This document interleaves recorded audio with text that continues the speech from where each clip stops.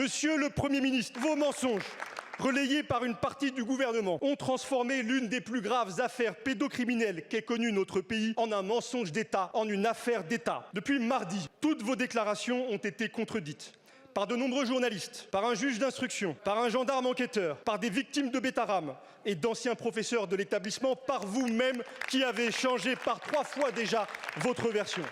Monsieur le Premier ministre, j'ai 3 questions à vous poser.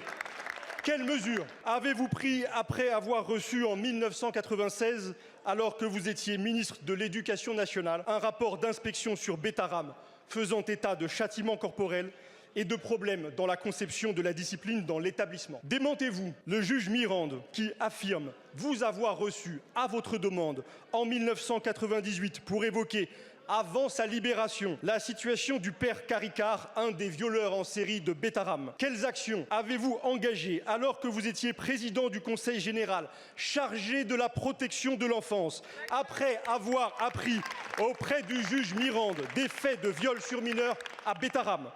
Êtes-vous intervenu dans une procédure judiciaire en cours, le dossier du père Caricart, comme l'a rapporté dimanche sur TF1 le gendarme alors chargé de l'enquête? Il me semble que le Premier ministre a répondu à toutes vos questions. Il me semble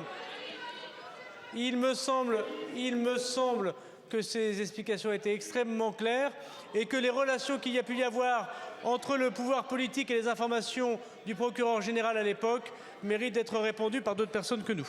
Vous faites le choix irresponsable du déni et du silence. En mentant à la représentation nationale, aux victimes et aux Français, vous vous êtes disqualifié. Un menteur ne peut pas gouverner la France. Démissionnez.